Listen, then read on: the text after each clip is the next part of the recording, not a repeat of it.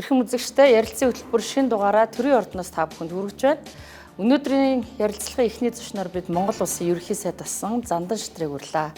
За та сайхан цэсэж байна уу? Сайхан цэсэж байна уу? За өнөөдөр төрийн ордонд болж байгаа энэ Алтай дамсан доктортой адил яриа хэлцээг та санааж өгч байна.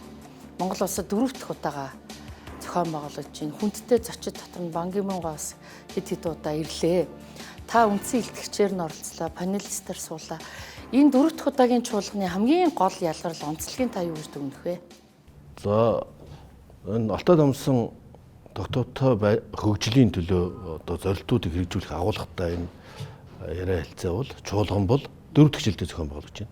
За дэлхийд дээр Транс-Пасифик буюу Номхон далай, Аз Номхон далай бүс нутгууд ингээд бүс нутгаар зохион байгуулагдаж байдаг. За энэ бид Алтай дамсан гэж яагаад оруулсан гэхээр одоо Алтай хэлний групп улсууд энэ төлөө хамтарч ажиллах шаардлагатай гэсэн агуулгаар Алтай хэлний групп одоо Төв Азийн улсууд болцсон байгаа юм л да. Алтай дамсан улсууд Алтай хэлний групп тогтож байгаа. Дээр нь Алтай хэлний группт Солонгос, Япон улсууд ордог.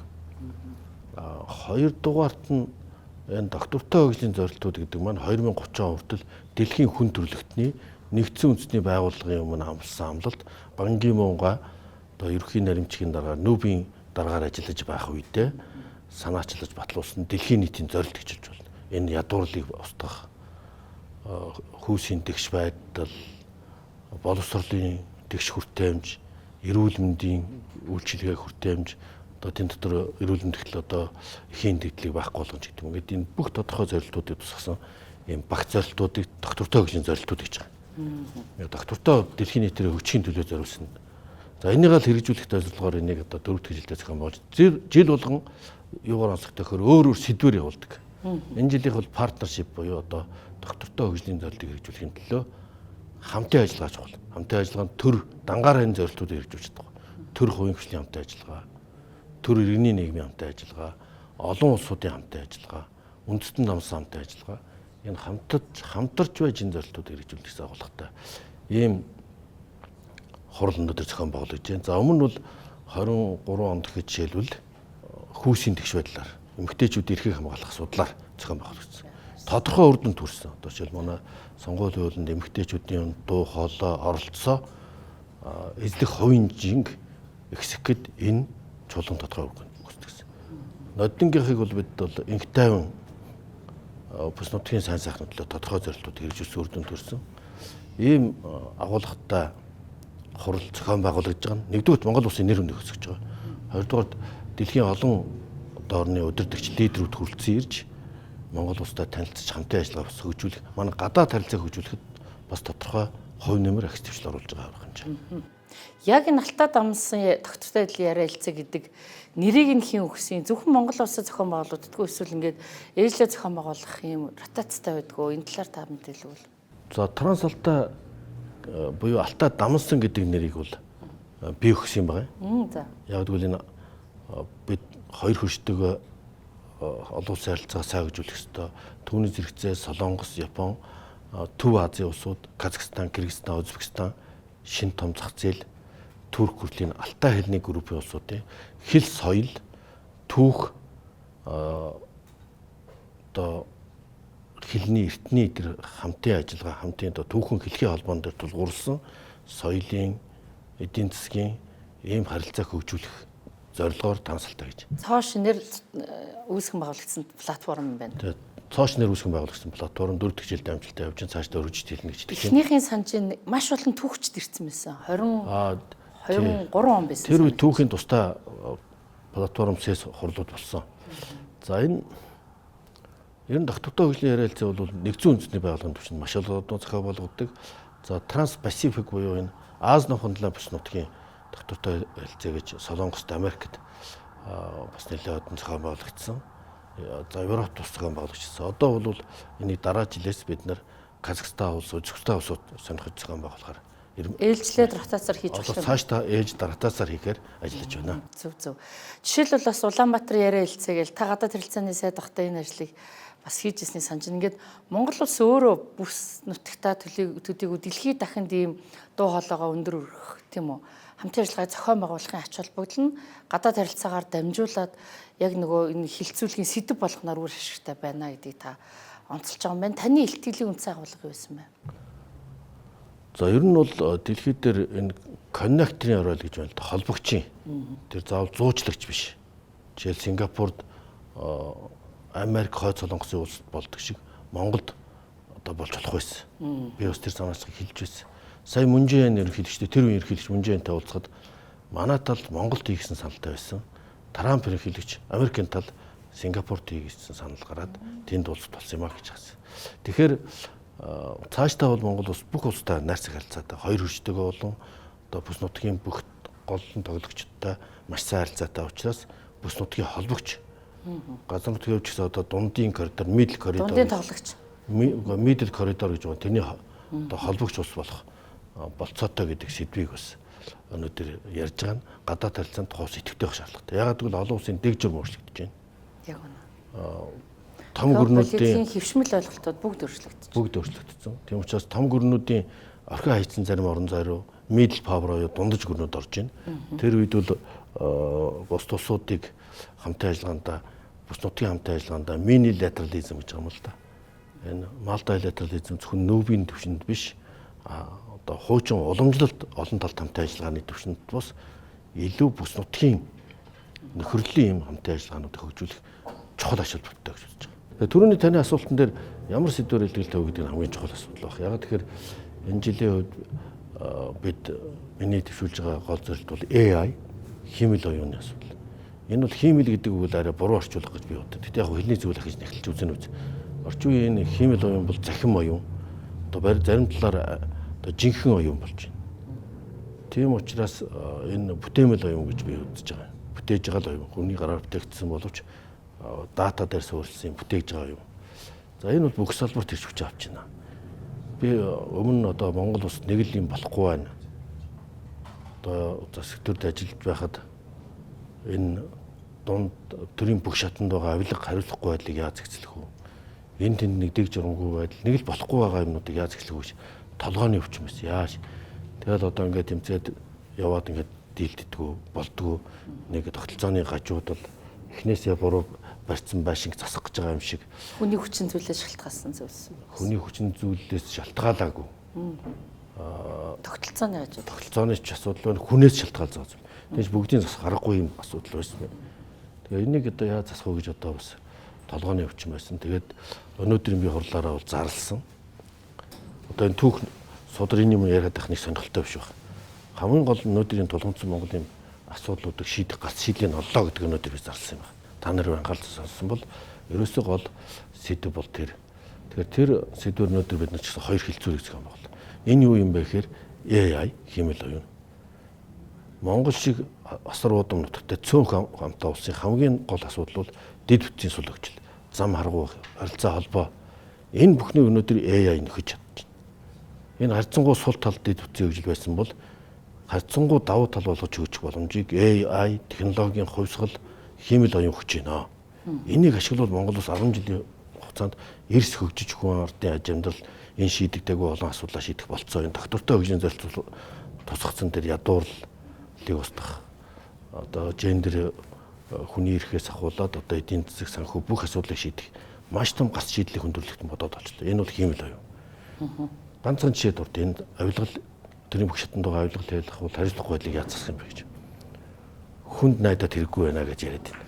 Тэгтэл хиймэл оюун жишээл Эрдэнэт дээр манай засаглалын үед одоо Эрдэнэт хиймэл оюунаар тендер шалгаруулах оролцоотой ажиллаж дан 100% бичгсэн гослон систем төөрсөн. Ингэснээр өөр ашиг нь маш сайн дээшилсэн. Зарцуулдаг цаг нь одоо 3-4 дахин хэмнэгдсэн хиймэл оюун бүх цаас баримтуудыг нэгтлээ. Маш том дэвшил гарсан. Тэрэн шиг одоо бүх тендер худалдаавууд баялагын шудраг хуваалтыг одоо бидний хамгийн гол бодоод байгаа байгалийн баялагын хуваалт шудрагуудыг шус байна. Бүх асуудлыг хиймэл оюунаар дамжуулж идэхэд маш том дэвшил гарна. Яг гэвэл хиймэл оюунд танилтал байхгүй, хамаатан садан байхгүй, улс төр нам байхгүй, улс төрийн нөлөө байхгүй. Тийм учраас хиймэл оюунаар одоо тендер шалгаруулахад асар том хэмнэлт гарна. Стандарт л гэж юм байна. Төрийн зэмс. Тэгээ стандартаас гадна тэр нөгөө шаардлагууд ч угаасаа л машинд орчхоор алгоритм логик нь ажиллаад яг л бодиттой л үнэлгээ хийчих байхгүй юу? Үнэлгээг нь хиймэл оюун үнэлгээ хийж байна. Одоо хиймэл оюун зарим улсад шүүхийн баримтыг хөтлөн үнэлж шít. Зарим улсад одоо шалгалтыг үнэлж байна. бүх салбарт нэвтэрсэн. Монгол ус хоцрогдож болохгүй.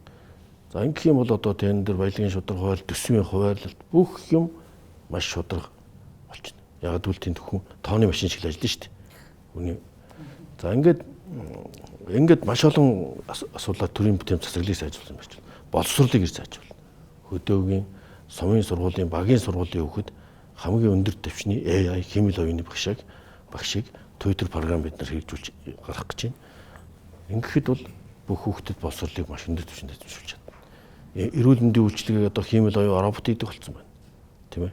Хэдэн мянган дата өгөгдөл дотор одоо ийм тал байвал одоо ийм хавдар байдیں۔ Ийм хүчин бүлээ байдаг гэдгийг хүнээс илүү олон сая ой санамж хадгалж байгаа учраас оноч тогтоохтой бол хүнээс илүү болох болчихсон. Гэх мэтлэн маш олон салбарт AI бодит хувьсгал хийгээд эхэлжлээ. Тийм учраас AI-гаар бид одоо энэ тогтолцооны гажуудал, хүний хүчин зүйлийн гажуудал, энэ дампуурал энэ болох байгаамыг бүгдийг засах. Тийм өөрчлөлт. Үүний тулд хүн болгон AI суралцах хэрэгтэй болж байгаа. Боловсролын салбарт бүх багш нар сургуулиуд AI заах хэрэгтэй болж байна. Тэгээ ийм зорилгоор би химэл оюун их хөгжлийн үндэсний зөвлөл байгуулахаар засгийн газар дээр ажиллаж ирсэн. Одоо засгийн газар маань үргэлжлүүлээд өгөгдлийн хуулийг улсын хурл дөрвөн барихаар шийдвэрлэж өргөн барьж байгаа. Боловсруулж ирсэн бүх ажлууд маань өгч явж байна. Одоо энэнийг л бид эр шинчил өөрчлөлт болгож чадвал Монгол улс одоо гачигдлаасаа асуудлаасаа гарч урагшилж 10 жилийн дотор өсрөнгөө хөгжилтэй оруулж хүнийхээ амьдралыг сайжруулж чадна. Таны яг ихтгэлүүдийг бүх зүйлсийг Монголын үндэсний албаны телевизээс шууд дамжуулсан болохоор сонирхсан хүмүүс нас ухраад үзэх боломжтой. Панел хэлцүүлэг бас нэлээд сонирхолтой олон улсын туршлага хэрэгдэсэн. Тэнд таны хамгийн Монголын өрсөнд буугаад хэрэгжүүлж болохоор зүйл байна да гэсэн жишээ байна уу? Яг Монголын туршлага, дэлхийн туршлага бол ингээ хүм болго ярьдаг болсон. Урай л одсон хүм болгон төвшүүлдэг болсон. Би бодит кейсүүд дээр энийг ашиглаж авах бодит боломжуудыг ярьсан. Жишээлбэл одоо би Google-ийн AI гол инженер хийж байгаа Батулгатай бид сая Станфордын сургууль дээр маш том хамтран ажиллагааны чиглэлүүд ярилцлаа. Тэгээ ингээд ярьж байгаа жишээлбэл Урунгоо гэж охин байгаа. Станфордын сургууль сурж байгаа. Тэр охин бол ковидын үед Хөвсгөл аймгийн Ар булаг суманд суралцж агаад ковидоос хичээл мичээл авсан багт өөрөө бие дааж суралцж AI интернет ашиг суралцаад өнөөдөр дэлхийн хамгийн нэр хүндтэй технологийн ер нь хамгийн нэр хүндтэй их сургууль болох Станфордын сургуульд ичээд орсон. Өөрөө бие дааж сураад шүү дээ. Тийм амт жишээ. Тэгээ Урунгоотой бол жишээлбэл энэ бол ингээм амт жишээ бодож гадаадын хүү өөрсдөөсөө хайж болох чи боломж байна. Өдөө сумны хүүхдгээ сурчаад. Энийг яаж хүн болгонд боломж болгож олох уу гэдгийг харин төрцгийн анхаарах ажил байна. За энийг бол бид Урунгоотой харилцаад энэ боловсролын салбар AI-г ашиглах технологиор хамтарч ажлыг санал тавьчихад байгаа. Одоо болор ирнэглэл одоо AI Academy Asia гэдэг бол бас манай үед манай захин мэдээцэд байсан бол тий олон зүйл хийж чадаагүй боловч одоо өөрөө санаачлаад бид нар бас хамтарч ажиллагаа Давосын форум дээр ярьж ирсэн боловч бас 500 багшийг сургацсан AI Academy бол бас энэ чиглэлээр маш том төвчлөр гарч байна. Бид уулзаад яаж энэ AI-гийн асуудлуудыг ярих вэ гэж. Сая би бас Монгол Улсын их сургууль дээр стартапуудтай AI их хөгжлийн талаар санал бодлоо хуваалцаж байгаа дэрлээ. Энд манай залуучууд бол илүү хурдтай, илүү хүчтэй, илүү одоо мэдлэгтэйгээр урагшлах тийм хүсэл эрмэлзэл нь байна. Бид экосистемийг бүрдүүлчих хэрэгтэй. Экосистем гэдэг нь хууль, эрх зүйн орчин, одоо боломж, холбоос зохион байгуул, зохицуулалт, институтчлах асуудал. Энийг ингээд шийдэх нь одоо бидний зайлшгүй шаардлага. Даанч энэ талаар бид хоттой ажиллах шаардлагатай. Энэ бол зөвхөн бас хөгжлийн асуудал биш. Энэ бол аюулгүй байдлын асуудал. Өнөөдөр хин газар нутагтай, айрамтай, цөмийн зэвсэгтэй хүчрэх байдаг байсан бол үгүй болсон. Өнөөдөр хин дата эзэмшиж чинь тэр хамгийн хүчрэх болсон. Датагаар дэлхийг удирдах болж байна. Иргэдийн хооронд нь зөрчилдүүлдэг, ард түмний хагарал зөрчлийг дэврэгдэг тийм AI, сошиал медиа гэдэг тийм платформ төрөл бий болсон. Тэгтэл энэ бол дэвсжүүлэх асуудал. Бас энэ сөрөг талууд би хоёр зүрхтэй хэлдэг хүмүүс нэрлэж байгаа. Гэтэл энэ маань хоцорч болохгүй. Энэс хоцрвол одоо цаашд юу болохыг хэлж мэдэхгүй. Тийм учраас бид заавал AI-г шинэ түвшинд өндөр түвшинд гаргах шаардлагатай гэж байна. За өнөөдөр уулзалтаас нэгдүгээр та хоцорч болохгүй гэж байна. Хоёрдугаарт эндээс хилцэгдсэн зүйлийг ажил хэрэг болгоход төртэй хамтран ажиллахад юу бид нарт яаж нэгдүгээр өгөгдлийн хууль. Яг л яа гэдэг чинь санаа өгөгдөл. дата тэрийг хэрхэн ашиглах вэ? Тэр big data бол үндэсний байх хэвээр. Одоо хамгаалагдсан байх хэвээр. Тэнд кибер аюулгүй security байх хэвээр. Тэр өгөгдөл ямар байна? Тийм мэдээлэл босруулах юм байна. Тийм учраас big data буюу их хөгжлийн аюулгүй байдал, их хөгжлийн санг бүрдүүлэх одоо жишээлбэл статистикийн мэдээлэл, улсын бүртгэлийн ерхий газрын мэдээлэл, нийгмийн даатгалын газрын мэдээлэл, тэрвтгэл зам тээврийн яам, татварын ерхий газар, гайл татварын мэдээлэл бүгд ч өөр big data байхгүй. Энийг бүгднийг хайрцаг савнд оруулаад энгийн нэр гэх юм бол харилцан уялдуус нэг өгөгдөл болгодог бол үндэсний аюулгүй байдлаас болж. Яг л энийг эзэмшиж байгаа хүн Монголыг бараг эзэмших болох нь шүү дээ юм л. Юм учраас энэ их өгөгдлийг боловсруулах технологи шийдэл гаргах, сан болгох, аюулгүй байдлыг хангах, кибер аюулгүй байдлыг гэж. Энэ нэгдүгээр асуудал. За энэ талаар бол одоо бид кибер аюулгүй байдлын үндэсний зөвлөл байгуулж ажиллаж байна. За кибер аюулгүй байдлын үндэсний зөвлөлд энийг ажилд нь шуурхай оруулахын тулд бид хиймэл оюун их хөгжлийн үндэсний зөвлөл байгуулах санаа ажиллагааг төвшүүлсэн. Энэ бол үндэсний аюулгүй байдлын дээр төвчлэн баг. За энэ зөвлөл бол энэ бүх экосистемыг хөтлөх ёстой. Хууль, институт, хамгаалалт бүх хүнийг сурах хөдөлгөөн. AI-г бүхэн сурах. Энийг AI for all буюу иргэн бүр AI мэдлэгтэй болох хэрэгтэй болж байна. Одоо хүүхд болгон боловсролын системээр дамжуулах уу? Боловсролын системээр life long learning одоо насан туршийн боловсрол одоо зөвхөн сургуульд ирээдүйд бэлтгэхээс гадна бүх албан газар бизнесүүд өөрсдийн аппликейшнд болж байна. Одоо 4 компани миний мэдж байгаагаар өөрсдийн аппликейшнд болж байна. AI. Тийм учраас энэнийг бүх төвшөнд нэгдсэн уялдаа зохицуул зохион байгуулалтаар ашиглах асуудал. Энд маш том координац хэрэгтэй. Зохицуулалт хэрэгтэй, зохион байгуулалт хэрэгтэй. Ингэхгүй бол энэ өөрөө бас хоёр зүртээ илдэглээ шүү дээ, тийм ээ. Сөрөг ашиглагдвал бас өөрсдөө маш эрсэлж байна. Аюул. Тийм учраас ерөөсөө хаас тоормос хоёр хамт байдаг шиг аюулгүй байдал AI хөгжил хоёр хамтдаа явах хэрэгтэй. Тэр нь датагийн хамгаалагдсан байдал. Хамгийн гол нь дата мэдээлэл. Дата хэзээ болох вэ? Статистик дээр энэ бүхэн ч орж манай бүх түүх архив сонин хүртэл одоо ингээд дижитал болоод дата болох юм бол дата болно шүү. Тэн дээр бүх мэдээлэл дата бол орлоо гэхэд тэрнээс одоо 100 жилийн өмнө сонин дээр гарсан юм татчих авч харж штэ нөтөрч. Эрхцэн цааш нь орчин хэрэгтэй байна бид. Эрхцэн цааш нь орчин хэрэгтэй. Өгөгдлийн хууль гэдэг юм чинь. Тэгээ өгөгдлийн хуулиа босууж гарах хилцүүлэх. Өгөгдлийн хууль буруу босруулагдвал бас маш аюултай. Энэ бол цэвэр үндэсний эрх шиг нийцэх хэрэгтэй. Яг тэгвэл одоо энэ үндэсний өв соёл монгол хэлээрээ байх хэрэгтэй болж байна, тийм ээ. Өөрийн үндэсний AI платформ болохоор бусад улсын AI-г ашиглаад байгаа хүүхдүүд маань тэнд буруу мэдээлэл өгчвөл буруу мэдээлэл гарч байна. Өгөөдөл гэж байгаа юм тэр баггүй. Жишээлбэл одоо зандан шитрийг муу хүн гэл сошиал медиаар бичиж байгаа тэр мэдээлэл тэнд орчлоо гэх юм бол хүүхд хичнээн хайгаад тэндээс одоо шал ондоо мэдээлэл орчиж болж байна. Тэгээ тэрний зашгаар AI ч худлаа хэлдэг юм байна шүү дээ гэж хүмүүс ойлгодог. Яг худлаа мэдээ оруулж байна. Энэ нөгөө фейк ньюс энэ чиглэлээр хэвлэл мэдээллийн орчныг ч гэсэн одоо өөрийнх нь аюулгүй байдал цааш томдвол. Яг бол AI бүхнийг хийгээд эхлэхээр сэтгүүлчдийн ажил Нэг талаасаа хөнгөвчлөгдөн нөгөө талаасаа бас эрсдэл байгаад байгаа. Тийм яг дисплей болж шүү дээ одоо бол YouTube руу шилжиж байгаа юм. За энэ чуулганы талаар хоёлоо яриагаа дуусгаад дараагийн сэдв гэхээр та бас олон улсын форум жижүүд оролцоод ирлээ. Ер нь ерөнхий сайдын ажлыг өгснөөс маш завгүй яваад байгаа юм харсан. Шатрын тэмцээнд бас оролцлоо. Хоёлоо жижигийн олон улсын форумоос таны тавьсан илтгэл бас анхаарал татаад маш их алгадчихж байгааг би харсан. Монгол улсын төрөний таны хэлсэн нөгөө холбогч болгоё гэдэг санаа бас яваадсан тий.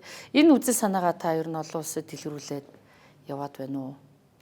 Тэгээ Чэжүүгийн форумд дэлтгэгчээр өргөдөж оролцсон. Бас тэнд олон найз фэнүүтэй болсон гэх юм. Одоо сая ирсэн зарим нэг тэнд оролцсон хүмүүс хүрэл тэр бол аль аль гүрэн улсуудад их олон зүйл бодогдсон. Сонирхолтой ихтгэл боллоо гэдгийг ярьж байгаа гол агуулга нь жишээлбэл миний тэр хурдан явъя гэвэл ганцаараа яв, хол явъя гэвэл олуулаа яваа гэдэг нэг үзэл санаа байна. Энэ бол зүгээр зүр цэцэг үг юм шиг боловч Солонгосын зүр цэцэг үг юм шиг боловч энэ бол олон улсын харилцааны зарчим байна. Аль нэг улсанд тасарч гүйцээд энэ дэлхийдээ шүтэн барилдсан юм чинь холдож чадахгүй дэлхийн уур амьсгалын өөрчлөлт, дан, ковид бүх нөхцөл байдал бие биендээ нөлөөлдөг болсон. Ийм учраас бид хамтаа явахаас аргагүй гэдэг агуулга. Хоёрдугаард биднээс энэ дипломат ажиллагаа улс төр хоёр бол хүн зооныхоо орд олныхоо төлөө чиглэгдсэн зөв байх агуулгын дор ер нь энэ форумын үзэл санаатай нийцүүлсэн. Энэ форумын үзэл санаа бол Reinventing Cooperation in Fragmented World буюу одоо хуваагдж зөрчилдөж байгаа дэлхий дээр хамтын ажиллагааг яаж дахин сэргээх вэ? Энэ итгэлцлийг яаж сэргээх вэ гэсэн. Улс гүрэн болон өөрийнхөө хэрэгшгийг л бодоод байх юм бол одоо энэ улсууд маань бүгдээрээ хүндэл, сүрэл, инфляц, үнийн ажил, ард иргэдийн аж амьдралыг муудахж доройд болж байна. Ийм учраас энэ нийтлэг хэрэгтэй. Энэ дээр Солонгос үзэл санаа нь бол ер нь төр засаггүй шүү дээ. Ардам язгуур үнд зүйл зарчимтай байхгүй бол тий. Тэр улсын ард түмэн өөмөрдөг, самурдаг.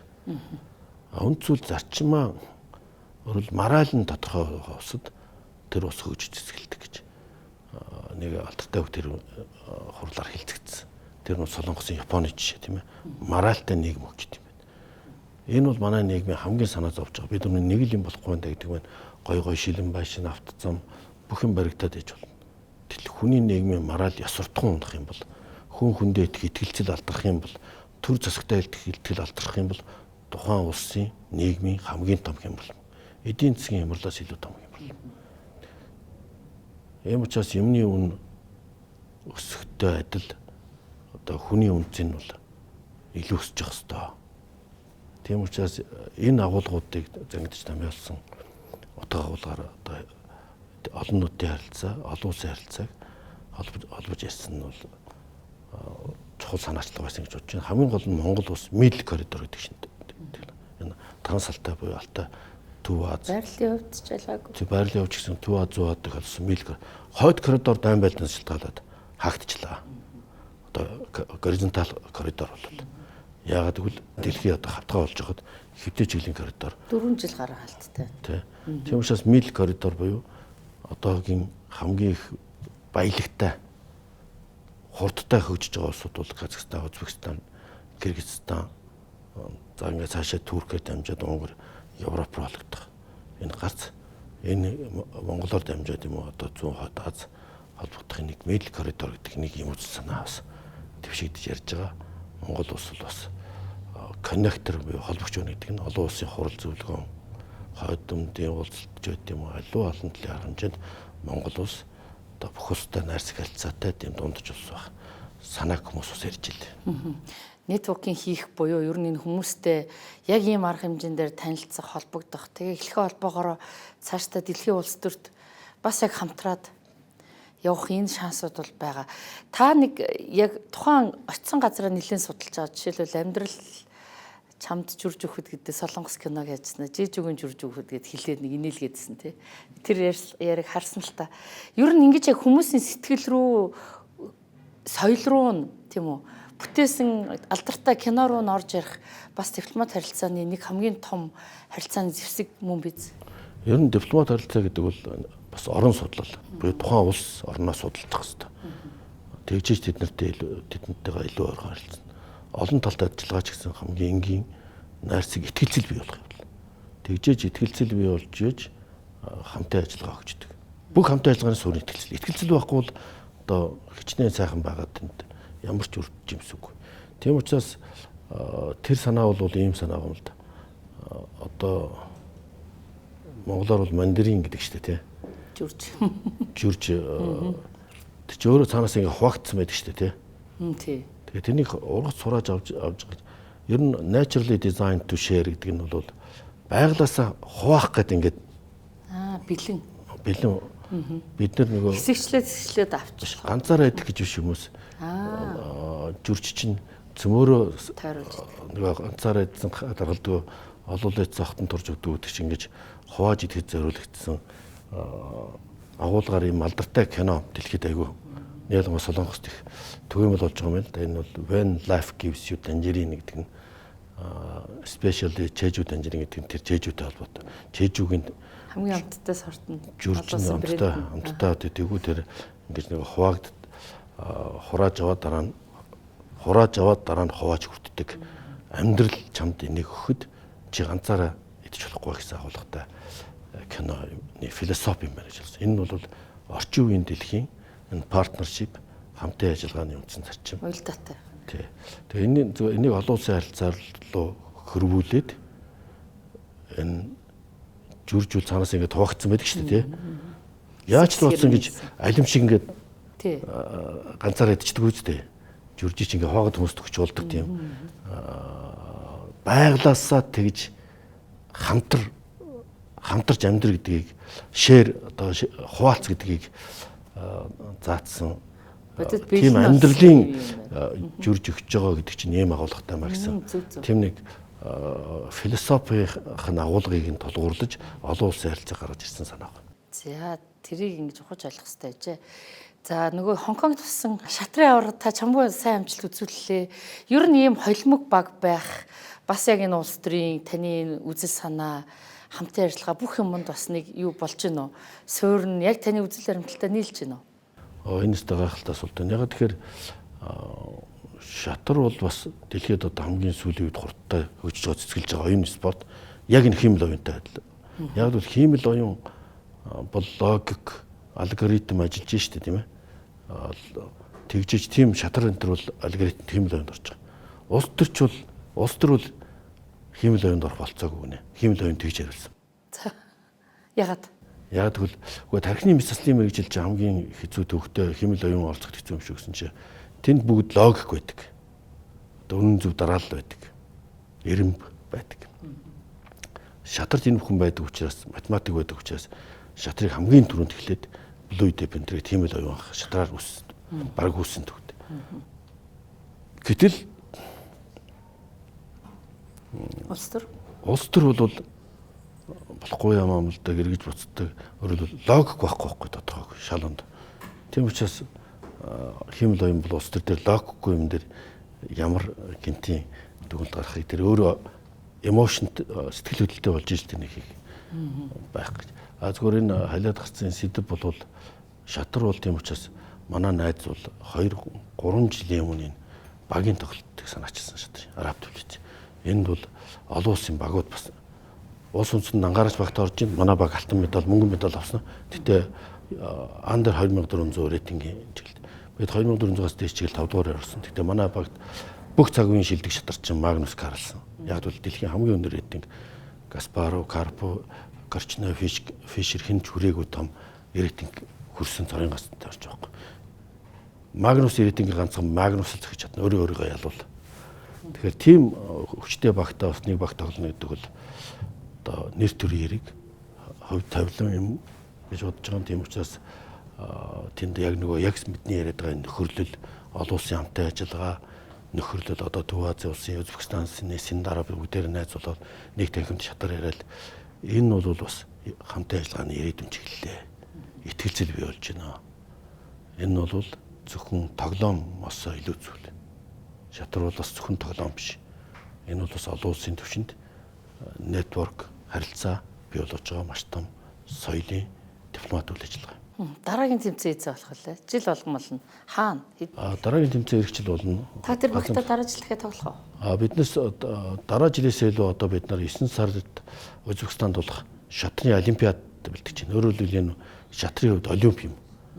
Олимпиад ордог яг бол оюуны спорт учраас тусдаа олимпиад байх хэрэгтэй гэж үздэг.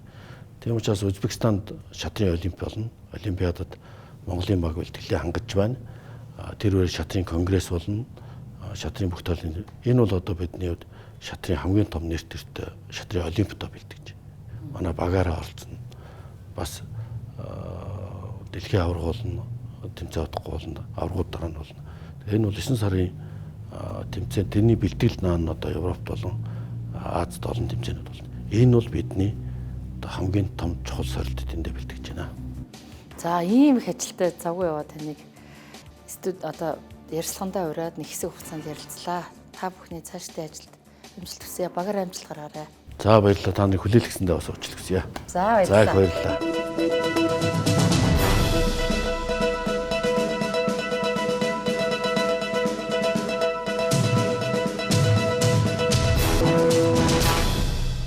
Үзэгчтэй хөтөлбөрийн 2 дахь сешнаар улсын хурлын гишүүн аж үйлдвэр Эрдэс баялагын сайд Дамдны мөрөгдлөө. За энэ 7 хоног та ярих сэдв ихтэй байна. Хоёул оюутлахын сэдвийг голчлон ярина. Гэхдээ одоо бидний энэ ард харагдаж байгаа алтаа дамсан доктортой байдлын энэ яриа хэлцээр та бас ихтгэл тавьсан хүмүүсийн нэг. За Монголын уул уурхайн салбарыг одоо энэ олон улсад сурчлан таниулах үүрэгийнхаа хүрээнд та ямар агуулгаар гол ихтгэлийг тавьбаа? Тэгэхээр энэ нэгдсэн үндэсний байгууллагын одоо 20 зорилтын одоо хүрээнд явагддаг одоо энэ олон улсын том хурал манай улсад болж байна. Энэ хурлын хүрээнд бол бид энэ алтаа дамсан улс орнуудын хамтын ажиллагаа, энд хамтын ажиллагааныхаа хүрээнд дэлхийн бусад улс оронтой хэрхэн хамтарч ажиллах вэ, бүс нутгийнхаа хүрээнд гэсэн асуудлуудыг ярьж байна. За манай одоо улсын хувьд бол газрын хэвлэлийн баялаг одоо асар одоо ариунтай. За тэгээ бас энэ чиглэлдээ одоо төсвийнхээ гол орлогыг эдийн засгийнхаа суурийг болгож явдаг. Гадна дотны хөрөнгө оруулагчдын хамгийн одоо анхаарч судалдаг салбар бол энэ салбар байгаа. Энэ хүрээндээ бол одоо Монгол улсын бодлого ямар байгаа юм, яаж хамтарч ажиллах юм, эрх зүйн орчин шинжилгээ яаж хийж байгаа гэдэг асуудлуудаар бас тодорхой танилцуулга хийлээ. За энэ 7 хоногт оюутлахын Rio Tinto компанитай оюутлахын компанитай хийсэн засгийн газрын яриа хэлцэл 7 хоногийн хамгийн гол сэдэв байлаа. За хамгийн эхлээд өрийн дарамтыг бууруулсан гэдэг сэдвээс. За яаж явж байгаад хэдэн жил яваад энэ үр хуримтлагдсан. За гарал үүсэл нь юу вэ? Явцын дундаа яаж хуримтлагдав? Тэгээд за энийг төлөх асуудал дээр манай Монгол Улсын засгийн газрын баримтлсан байр суурь юу вэ? Хилцээнийх нь үр дүн юу вэ? Тэгээ ер нь бол оюутлах гэдэг төсөл эхлээд 17 жил болж байна. За одоо өнөөдөр одоо бас энэ чинь 2009 онд хамтарсан засгийн газрын үед одоо анх байгуулагдчихсан гэрээ. За одоо ерхий сайд баяр, за шадар сайдаар одоо алтан уяг сайд ажиллаж явах үед байгуулагдсан юм гэрээ. За энэ гэрээ бол тодорхой хугацааны туршид бол манай улсад бас ингээд үргэлжилж явж байна. За ер нь бол нөхцөл байдал хизээ хүндэрч бэрхшээлтэй байдал руу орсон байг гэвэл алтан уяг ерхий сайдын үед оюу толгой бол Монголын эдийн засгийн 50% байсан дангаараа. Энэ үед бол одоо зогсоосон байдаг. Ингээд эдийн засгийн нөхцөл байдал туйлын хүнд болох үед одоо дараачийн ерхий сайд энэ Дубайн гэрээ гэдэг зүйлийг байгуулж одоо энэ Монгол улсын эрх ашигыг маш ихээр зөрчсөн юм нөхцөл байдал үүссэн. За ингээд бол бид үндсэндээ Монгол улсын маань одоо хөгжил дэвшил сайжирч зээлийн одоо зээл авах хүүгийн хэмжээ харьцангуй бага болж үндэсний мэргэжлүүтэй болж ирсэн. Гэвч энэ зээл бол 10 гаруй хувьд авчихсан. Маш шудраг ус энэ зээлтэй байсан. Тэгэхээр энийг одоо буулгах тухай асуудал бол маш удаан хугацаанд яригдчихсэн. Ингээд одоо манай засгийн газрын үед 17 жил яригдсан энэ сэдвийг хааж чадлаа. Өөрөөр хэлбэл бидний хувьд одоо өнгөрсөн одоо хаврын чуулганы хугацаанд одоо учрал ерхий сайдын засгийн газар 100 хоногийнхоо дотор 2 том хилцээрийг хийж чадлаа. Хилцээг оюутлахад. Нэгдүгээрт бол менежментийн төлбөр. Энэ бол бас л Дубайн гэрээний үед үүссэн ийм тодорхойгүй асуудал байсан. 3 давхар менежментийн төлбөр биднээс авдаг. Менежментийн төлбөр, за Rio Tinto-гийн үйлчилгээний төлбөр гэдэг тус бүрдээ 6% нэмээд одоо үйлчилгээний төлбөр гэдэг одоо жил болгон 27-оос 30 сая доллар авдаг. Ингээд нийт дүнгээрээ бол 10% авдаг байсан. Энийг бид 300-ны 95% болгож бууруулсан. Нэгхэн одоо менежментийн хүүтэй болгосон 3 байсныг. Ингээд эндээс бол бид 2.2 тэрбум Америк долларын хэмнэлт хийж Монголын талд ногдох өгөөжийг 1.5 тэрбум Америк доллараар өсгөж чадсан. За сая хэдхэн хоногийн өмнө хийгдсэн зээлийн хүүтэй холбоотой асуудал. Зээлийн хүүтэй холбоотой асуудал бол суур хүүг 4% болгож чадчих. 2.5% буулгаж, пунктээр буулгаж. 6.5 дээр нөхөн софор буюу одоо дэлхийн одоо жишг хүү гэж ярьдаг да. Софор гэдэг бол одоо ямар ч олон улсын зээл дээр тавигддаг юм хүү байдаг. Энэ бол Америкийн нэгдсэн улсын бодлогын хүүтэй уялдаж гарч ирдэг хүү байдаг. Энэ хүү одоогийн байдлаар одоо түүхэн хамгийн өндөр дээр байгаа 3.5% байгаа. Энэ одоо хөдөлгөөнтэй юм хүү байдаг. Зарим үедгээр 0.5% хүртэл байдаг. Ингэх юм бол бид одоо 4 дээр нэмэх 0.5 буюу 4.5% хүү төлнө гэсэн үг. Тэгэхээр бид бол энэ хүүг буурлаж одоо чадсанараа оюу толгой төслөөс үүсэх 30 их найд төгрөгийн өрийг тэглэж чадсан гэсэн үг. Тэглэж чадсан гэсэн үг. За энэнийхээ үр дүнд бид Монголын ард түмэн ногдлах шиг авах болсон. Энэ жилдээ бид ногдлах шиг авна гэж. Ийм одоо үр дүн гаргасан. За энэ бол түүхэн том шийдвэр болсон. Олон жил яригдсан, олон засгийн газрууд хөөцөлдсөн. Маш олон ажлын хэсэг байгуулагдсан байдаг. Тэгээ ерөөсөө сая үр дүнд хүрч байгааг. Тэгсэн үеийн засгийн газруудад дандаа ажлын хэсгүүд байгуулагдав. Цаашаага бас асуудлууд бий. За. Цаашаага одоо хоёр гол асуудал байна. Нэгдүгээр Хоёлаа цаашаа асуудал ярихаас өмнө түрүү менежментийн төлбөр гэж ярьсан. Энд ямар зардал ордیں۔ Тэгээд энэ маань яагаад дандаа нэмэгдээд идэх юм? Менежментийн үйлчилгээний төлбөр гэдэг бол одоо энэ 1500 метрийн гүнд байгаа хөдрийг одоо хөдөртөөр очих, уурхаа барих, тэрэнд одоо удирдах зохион байгуулах гэдэг бол менежмент. Энэ бол дэлхийн хэмжээний менежмент орох ёстой. Энд бол төлбөр төлнө. За энийг бол хэр их хэмжээгээр төлөх вэ гэдэг чинь л асуулт байхгүй. Бид энийг мэдэхгүй. Тэгэхээр ер нь дэлхийн том хэмжээний уурхайн компаниуд бол бүгд менежментийн төлбөр төлдөг. Энэ бол одоо зардал дээр суурилсан, зардал гаргаад байх тусам одоо удирж байгаа хүмүүст ашигтай ийм маш буруу систем байсан. Энийг бол бид нар хоёр дахин бууруул давхар одоо төлбөрүүдийг арилгаж одоо дэлхийн жишгт авчирсан.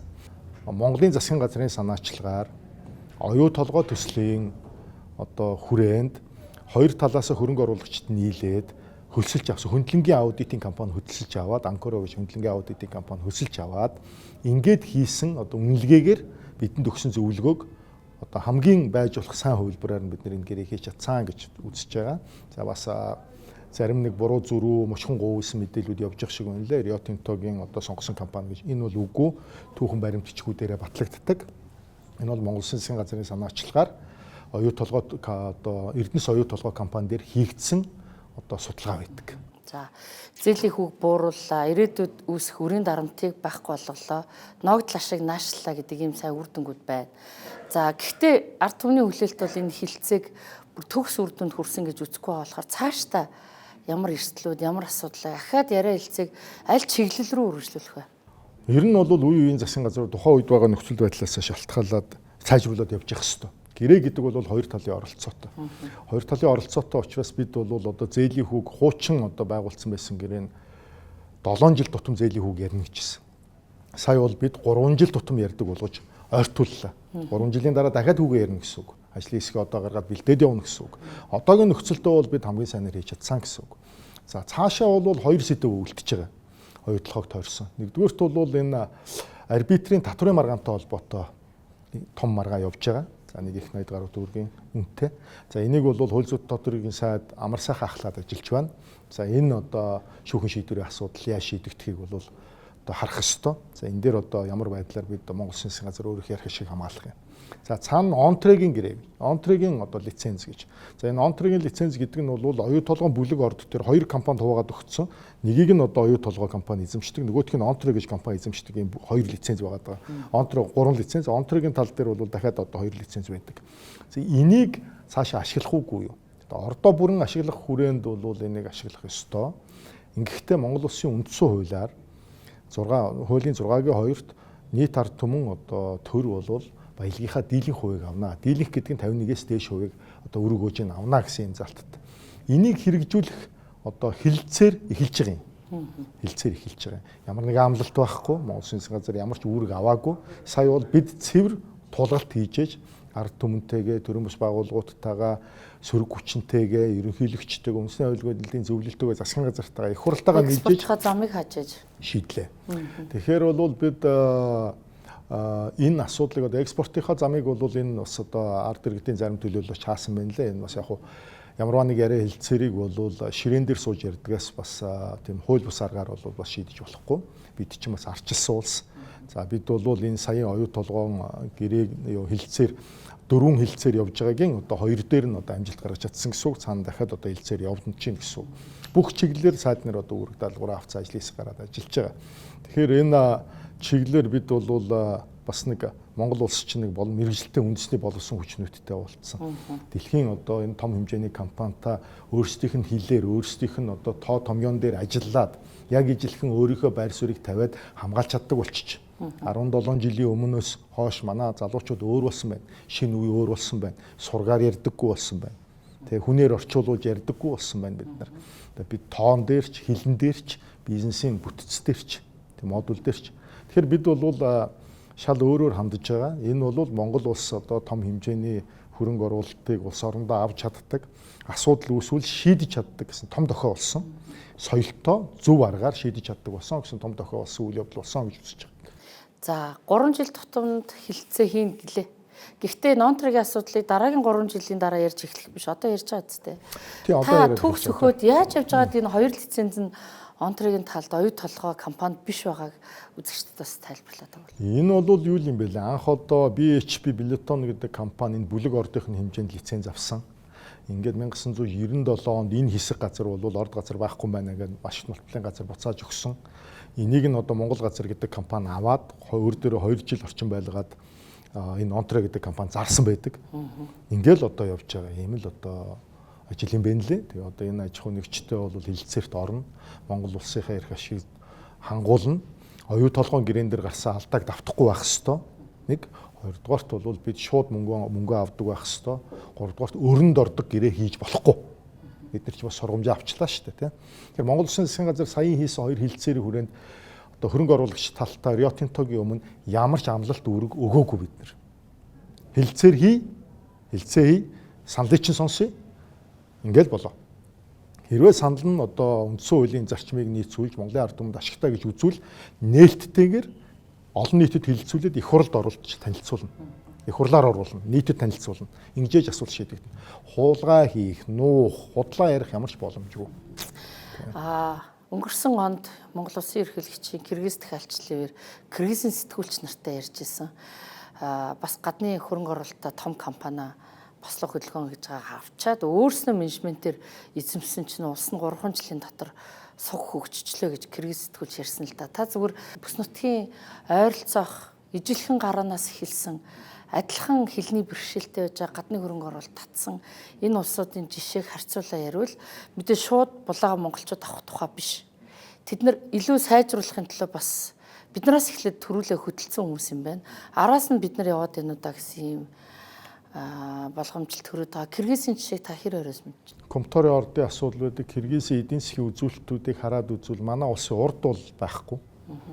Тий. Манай ямар ч үзүүлэлтээрээ бол манай улсын сүүлийн өөрсдийнхөө төвшнөөс 3 жилийн дотор маш сайн хөгжсөн. Тэр одоо тоо статистикийг нь харах ёстой. Комторын орд гэдэг бол одоо алтны үндэсний их том орд байдаг. Тэр ордоо бас ингээд Канадын хөрөнгө оруулалттай компани байсан санагдаж байна. Харилцан тохиролцоо хийгээд буцааж худалдаж авсан. Тэгээд түүнээс ш одоо дээрэмдэж авна гэж байхгүй. Яг нь ер нь уул уурхай гэдэг бол цэвэр технологи мэдлэг чадвар дээр явдаг юм би одоо ажил байдаг. Тэгээд биднэрт одоо 1500 метрийн гүнд уурхай явуулах одоо юм чадал одоо л сууж эхэлж байна. Тэгээд хэрвээ одоо Монгол улс энэ нэг үг хэлэхэд одоо хэлэлцээрийн төвшөнд бол бид бидний одоо зүгээр манай ажлын хэсгээс тавьж исэн саналууд байгаа шүү дээ. Бид нар одоо 34 дээрээ нэмээд 17% авъя. 51% авъя. Олдож авъя. Мөнгөний төлөө. Эсвэл та нарын хүүгээ болохгүй бол Монгол Улсын засгийн газар хямд их усүрээс бонд аваад энэ өрийг чинь төлөөд өөрсдөө бид нар та нараар хүү төлүүлдэг болъё. Тийм ээ. Эсвэл одоо бүр бүтнээр нь солиод сая одоо Учрал ерөнхий сайд эдийн засгийн хөгжлийн сайд байхдаа хийсэн Оранагийн гэрээ гэж те ашигт малтмуудын нөөц ашигласан дээр төлбөр дээр суурилсан гэрээний хэлбэрлүү оруулах бүх талаар шахдаг бид нар. Нэг зүйлийг 4% бол зүгээр хяналтын багц шүү дээ. Давуу эрх бол энэ дээр үүсдэггүй тийм ээ. Тэгэхээр ер нь бол энэ би хэлж штэ. Бид цаашаа том хэмжээний хөрөнгө оруулалт одоо он трейдер яригдана. Бид оюу толгоон гэрээн дээр хийсэн бүх алдаагаа засаж хийх ёстой. За ажил дээр эрдэс баялагын сайдыг урьж ярьж байгаагийн хувьд оюутлахаас сэдвээс гадна бас анхаарал татсан асуудал байна. Оросын албаны улсад шатгууныхаа нефтийнхаа үйлдвэрүүдийг дэлбэлүүлчихэд энтхийгээс бензин авч ийн гэж энэ 7 хоногт мэдээ гараад байгаа. Оросууд өөрснөө. Тэгэхээр манай нөхцөл байдал хэр эрсдэл дунд байна.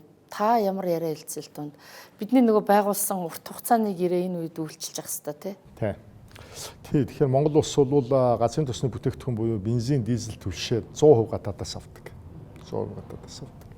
100% гадаадаас авахдаа 95-аас 97%-ийг нь Орос улбанаас авдаг. Орос улбаны улс маань бол дотооддоо маш бэрхшээлтэй байна. Дайны нөхцөл байдлаа шалтгаалаад сүүлийн хэдэн жил дотооддоо юм хязгаарлалтуудтай байгаа. Гэхдээ бид бол уламжлалт найрсаг харилцаа, дипломат ёс тэгээд бас энэ одоо хоёр орны одоо манай аж үйлдвэр эрс соёлын яам болон эрчим хүчний яам, байгалийн нөөцийн яам нартай нягт хамтын ажиллагаатай ажиллаж байгаагийн үр дүнд бид бол одоо харьцангуй тайван нөхцөл байдалтай байна. Оросын дотоодоос ч тайван нөхцөл байдалтай байгаа. Тэгээ одоо энд бол Орос улбаны улсынхаа нөхдүүд бас талархалтай хандах хэрэгтэй. Гэрээ хэлцэлтэй одоо бас найрсаг харилцаатайгаа хөршийнхөө хувьд хүлээс үүргээ нэр төртөө биелүүлж байгаа. Тэгээ би бол одоо Орос руу бараг сар болгоо явж байна. Асуудлыг ярьж байна. Одоо байнгын ойлгуулж байна. Тэгээ ер нь бол ямар нэг ажил гэдэг чинь хөөцөлтлөг.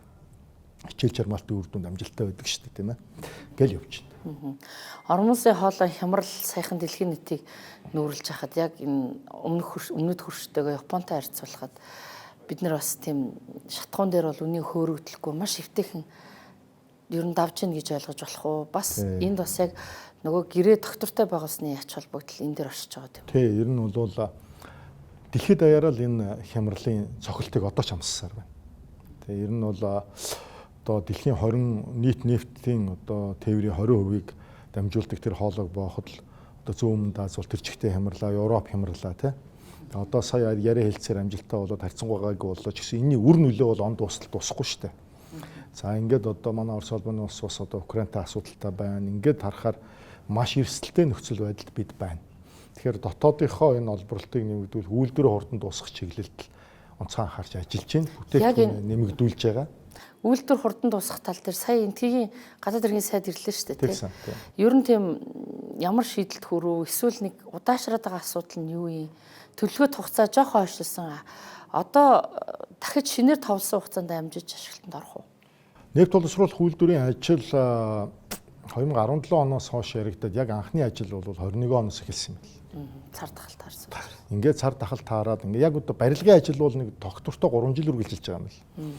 За энд бол санхүүжилтийн хязгаартай байгаа гэсэн. Манай улсын нэг төсвийн тухай хуулиар гадаад зээлийг орлого талдаа бүртгэж, зарлага талдаа бүртгэжчихээр жилдээ зарцуулдаг хэмжээ их бага. Зээл нь байгаад байдаг. Ажил нь байгаад байдаг. Зарцуулж бол хүн яваад байдаг, зарцуулж болдог. Тэгэхээр энийг бас гадаад зээлийн ашиглалтыг нэмэгдүүлэх тусгай хуулиар тусгаалan засгийн газраас өргөн барьж салгаад одоо бол бид ажлынхаа тоо хэмжээг огцом нэмэгдүүлээд 2028 он гэхэд одоо ажлаа энэ нефт боловсруулах үйлдвэр ашиглалтанд оруулах боломжтой ингээд ажиллаж байна. Ажил маш эрчимтэй яваа. Сэтгэл өдрөг байна. Итгэл одоо ер нь төлөвсөн хугацаанд орно гэсэн энэ зорилттой ажиллаж байна. Сая энэ одоо энэ хаалтаа хийж байгаа хаврын чуулгана газрын төсний тухай хууль батлагдчихлаа тий. Гол зарчмын өөрчлөлтүүд нь юу? Гол зарчмын өөрчлөлт бол ийм л юм. Монгол улс чинь бол одоо далаа тэнгисээс хол тэгээд одоо их газрын одоо газрын төсний хайгуул байна гэсэн үг манад. Тэгэхээр одоо манай улсад хайгуул судалгаа хийж одоо тос олборлож хамтарч ажиллаач гэдэг хүсэлтийг олон одоо аж ахуйн нэгжүүд рүү явуулаад сонирхдоггүй. За цор ганц байгаа нь бол бүгд нэг Хятад улсын одоо Петрочайна тэгээд Доншин гэж хоёр айл байгаа. За Петрочайна бол дэлхийн хамгийн том одоо газрын төсний компани. За энэ компанитай бол 91-92 онд байгуулагдсан бүтээгдэхүүн хуваах гэрээний маргаантай. Хуулийг зөв буруу хэрэгжилсэн, олон улсын гэрээ мөн биш гэдэг их олон маргаантай. Ингээд татврын асуудалтай байсан. Энэ асуудлыг бүрэн шийдэж байгаа. Яаж? Энэ асуудлыг бүрэн шийдээд татврын одоо тохируулах боломжийг гаргаж өгч байгаа энэ хуулиар.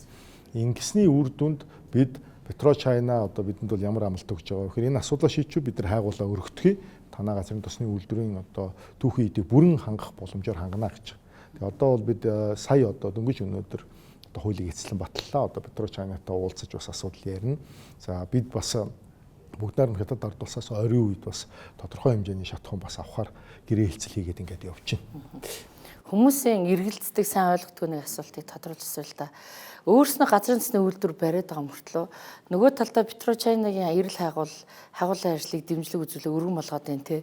Бид өөрсдөө нөөцгүй болчих юм шиг хүмүүс санаа зовоод байдаг ш. Та энэ дээр салбарын сайдын хувьд юу вэ? Манай улс нэг 330 гаруй сая тонн одоо геологийн нөөцтэй. За нэг 40 гаруй сая тонн одоо газрын тосны одоо эдийн засгийн ашигтай нөөцтэй юм улс орн.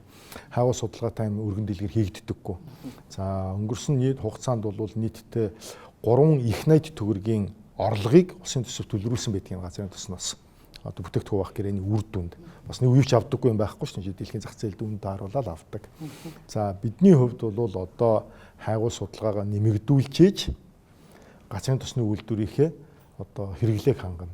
Манай одоогийн олборлж чадж байгаа хэмжээ нь 380 мянган тонныг олборлж байна. Газрын тосны үйлдвэрийн хүчин чадал 1.5 сая тонны. Тэгэхээр бараг 5 дахин их гэсэн үг. Тэгэхээр энийг одоо олохын тулд газрын тосны хайгуул өрөмдлөг гэдэг бол асар үнэтэй, асар эрсдэлтэй ажил. Энийг гадны хөрөнгө оруулагчид үүрүүлэхгүй бол Монгол улсын төсөв дийлэхгүй. Ганцхан жишээ харьцуулъя. Бидний харилцаж байгаа Rio Tinto гэж дэлхийн том одоо уулуурхайн компани байна. Дэлхийн дээрээс 2-3-т орж байгаа болов. Энэ компани газрын тосны дундаж компаниас жижигхэн байдаг. Тэгэхээр газрын тос гэдэг бол асар өндөр өртөгтэй ийм одоо хатуу тоглоом байдаг. Тийм учраас заавал гадны хөрөнгө оруулалтаар хийлэгдэг. Ийм л байдаг. За. Хаврын чуулга өндөрлөлөө. За амжуулсан гол танаа салбарын хуулиуд юу вэ? Саяны газрын засгийн хуулиас гадна.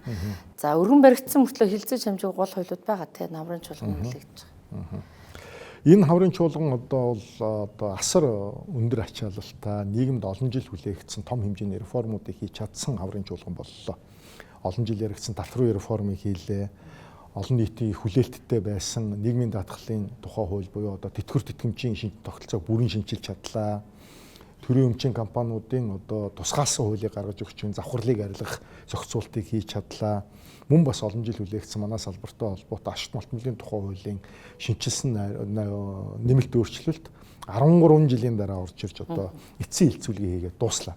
Тэгэхээр одоо энд бол Монгол орны хайгуул судалгааг нэмэгдүүлэх, ирээдүйн үр хүүхдүүдийнхээ одоо хэрэглэх одоо орд газруудын судалгаа шинжилгээг хийх, за байгаль орчны нөхөн сэргээлтийг сайжруулах, за энэ газрын ховор элемент, critical mineral гэж ярьдаг чухал элементтэй холбоотой асуудлуудаа томьёолох, хамгийн чухал нь хөдөө орон нутагт ард иргэдэд очих ашигт малтмлын нөөц ашигласны төлбөрийг 2 дахин нэмэгдүүлсэн ийм өөрчлөлтийг энэ хуулиар хийж өгч чадлаа. Өөрөөр хэлбэл хэдэн мянган жил нутагсан нутгийнхаа нутгаа эзэн болоод манж үлдчихэд тэгээд улс орныхоо том эдийн засгийг бодоод хариуцлагатай уулуурхаатай хамтарч ажилласан сум орон нутагт амнаад очдоггүй байхгүй. Очсон нь хүрэлцдэггүй. Тэгэхээр энэ тоог 2 дахин нэмэгдүүллээ. Энэний үр дүнд бол уулуурхааг эсэргүүцэхгүй. Бид нарт ухаад одоо юу ирж байгаа юм бэ? Гомдолтой гомдол бол ер нь харьцангуй гайгүй болох байх. Ухуулж ухуулчаа сургуулгүй, цэцэрлэггүй, имлэггүй, тоггүй, цахилгаангүй байвал уурлах нь зөв байхгүй. Тэгэхээр эннийх нь тодорхой давуу талыг бас тухайн орон нутагт нь олгодог энэ зохицуултыг хийж өгөл.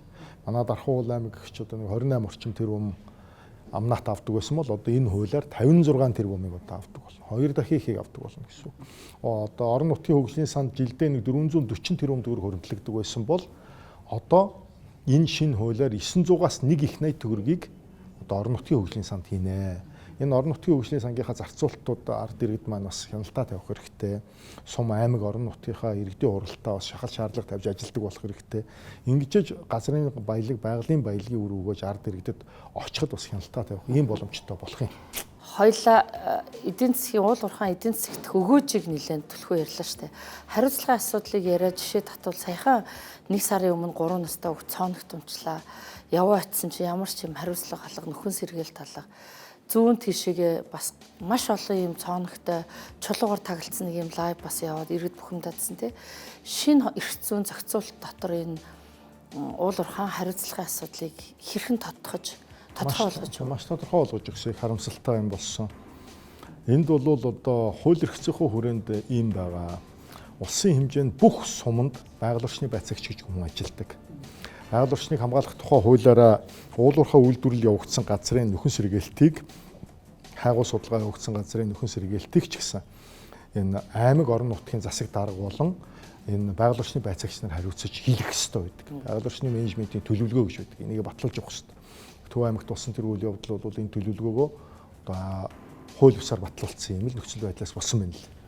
Тэгэхээр бол бид саяын хуулиар энэ санкцийг нь өндөрсгөх шийтгэлтэй болгож тухайлбал дээрэс нь одоо бид нөхөн сэргээлтийн ажлын зардлыг одоо бол тухайн жилийнхээ зардлын 50%-ийг тушаагаад тэгээд одоо ажиллаа хийж болдог байсан байхгүй юу? Энэний үр дүнд маш их хэвдэрсэн газартай болчиход байгаа юм 30 мянган га.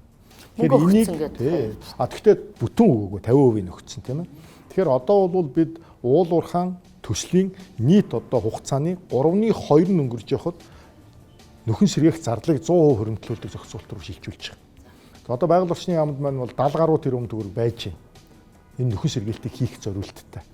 За энийг бол хэлэх хэрэгтэй. Бид нар бол засгийн газар дээр яриад тогтоол гаргаад энэ ажлуудыг ингээ хийгээ явж байгаа. Тэгэхээр бол бас аж ахуйн нэгжүүдтэйгээ энэ ерөнхий сайдын албан даалгавар гарсан. Тэгээд энэ хүрээнд бид бол бас хуулиндаа энэ санхүү мөнгөтэй холбоотой хяналтыг нь тодорхой болгох, эзэнтэй болгох зохицуултуудыг хийж өгсөн байна. За урилга хүлээн авч хүрэлцэн ирж ярьсан баярлалаа. За баярлалаа та бүхэн амжилт хүсье. Эрхэм үзэгчтэй ярилцсан хөтөлбөр шинэ дугаараа та бүхэнд хүргэлээ. Анхаар үзсэн баярлалаа.